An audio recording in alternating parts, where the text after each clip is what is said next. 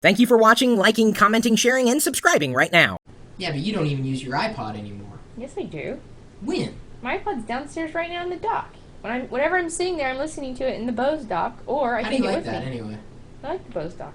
Is it like, why'd you buy it? I mean, because I know you were looking at the docks. Is there a reason why you bought the Bose dock over the others? Because supposedly it had better sound, and it was the most compact for the sound I wanted. Supposedly. You like it? It sounds good? It sounds good, and it does charge fast. So it charges it. Mm-hmm. That's kind of nice.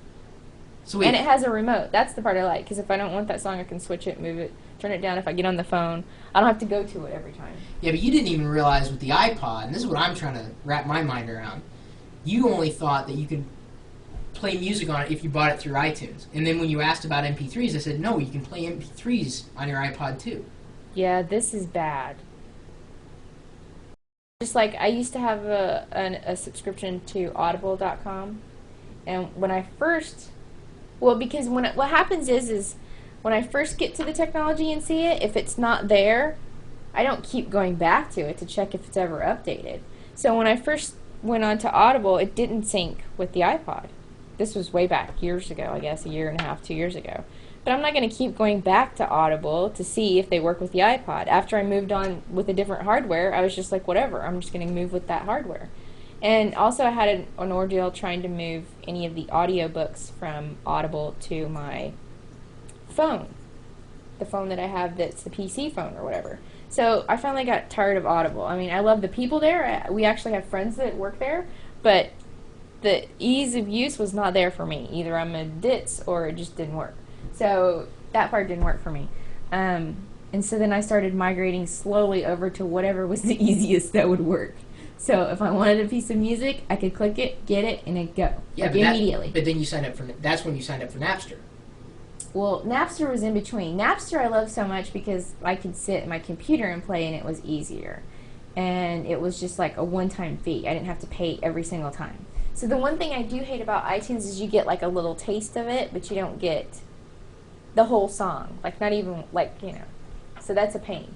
Or you have to pay for it in bulk. There's no like just hanging out and listening to music for a while and then deciding to buy what you want to buy.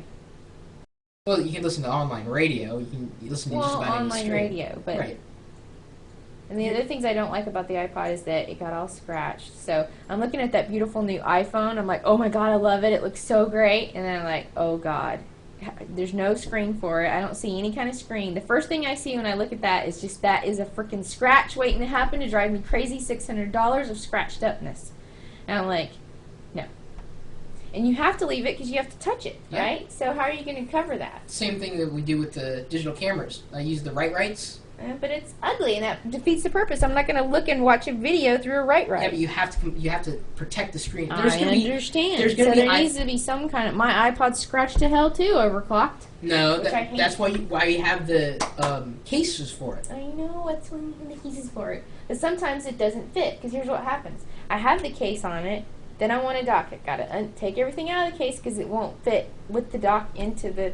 with the case into the dock. So then you take it off. Then you have to hurry up and go. So you grab it and you think, oh, I'll just stick it in this pocket. It's not going to touch anything but cloth. Okay. Then you take it out and you forget. And you scratch it once and then you're like, well, fuck it, because now it's already scratched. So I'm not going to keep... And it's a screen. If I'm going to watch video, I'm not going to watch it through a write-right. Okay? Through a clear one without a scratch, I might watch it. Yeah, but then you'd have to replace it But every week. Constantly have to pull it off, take it apart. Because I love that one hard case that I had, that one hard clear one. Mm-hmm. It was light, it was clear, and everything could fit in it, when you take it with you. So the earbuds, everything fit in without having to open it. Right. But the pain came when I tried to dock Put it in the dock, in the Bose Every time dock. I wanted Bose dock it, right, I have to take off the clear thing, and then I'm like... It's a pain. Well, and that's the hardware pain as well as the software pain. You were experiencing DRM frustration. You couldn't get your audiobooks that you purchased to work on the device that you also purchased. Right. So I would listen to the audiobooks at home. Yep. This is why DRM sucks. Whatever moved over to the phone, I would have to listen to on the phone. Yep. Or if I had bought it through iTunes, I'd listen to it on my iPod. You know who's to blame for that? The publishers of the content. They're the only people to blame for that. They've caused you frustration. You've obviously paid for their content. Right? Mm-hmm. You feel that you're completely justified to so read it you're and in watch a mask to get in to do that with? Oh. There's ways to get around it. Now that's imperfect and somewhat in illegal. trouble for doing that. Because you're cracking their code. It's a big issue. Ultimately, DRM is a slap in the face of every consumer. And Even if I've already paid for it? Yes. I think consumers ought to rally around and have a class action lawsuit against any company that shoves DRM down their throat. Because of situations like that. That's frustration. You bought that content. You have bought the license to access that content. It should be your right to access that content however you see fit because you bought the right to access that content. Yeah, but now I don't use the Napster You anymore. realize They took away everything. Exactly. DRM. But we do have... It didn't matter because I moved to the iPod and I can't use anything on there on the iPod anyway. So then I was like... Exactly. It's a then I've frustration. forgotten what I've bought where. Okay. Exactly. So then I'm like, did I already pay 99 cents for that? And you or have. was that when I was on Napster? You've bought Like, songs and movies and content 17 times over. No, but the good thing is now iTunes will tell you. It'll pop up and say, you've already bought this, so don't buy it again. Because if you thank buy God it, for that. Thank God. Wait a minute, how the hell did you find that out? Because I almost did it. Here's what happened. I bought like... How much crap have you been buying on iTunes? I bought like a collection... Okay, wait. I bought a collection of like 70s disco, right? Why, just buy the CD, buy this, babe, do this. Buy the CD, rip the MP3s, and you can play them anywhere. No restrictions. But if you're going to do anything, if you're going to buy anything, babe, do me a favor. If you're going to buy music or content, babe, look at me, babe. Buy it, rip it, return it. Don't return it. Babe, look at me, babe, sweetie. Buy the media, rip the media.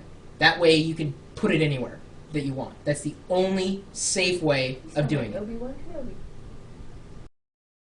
Don't fall into the dark side, you knob.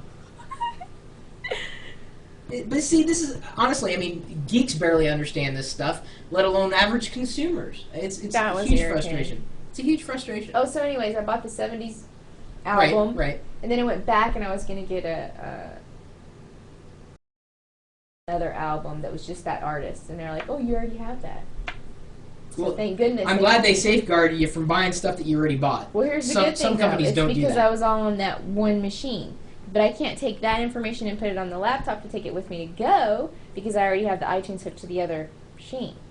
I don't know that much about iTunes at this point to tell you if you can do that. Because I think you can actually transfer See, that's your profiles. what I would want. I would want everything to go on to the iTunes on this little Mac and on my PC to go. So that way when I'm out and about or if I have a conference to go to or whatever, I can still just plug in my Your player. iPod. Yeah, my iPod to the laptop instead of the PC. Well, once you have it in the iPod, you should be able to play it back no matter what. You can use iTunes Music on up to 5 computers. So you can. You just so need to I don't know what I've done. I figured it was something like that, but I haven't actually gone through, since I don't use iTunes. I have an iPod, but I really don't use iTunes. It's more for testing purposes, more than anything. But yeah, you can do it. So there must be a way to pull in the profiles. Ignoring. We're not ignoring them. We're answering another question.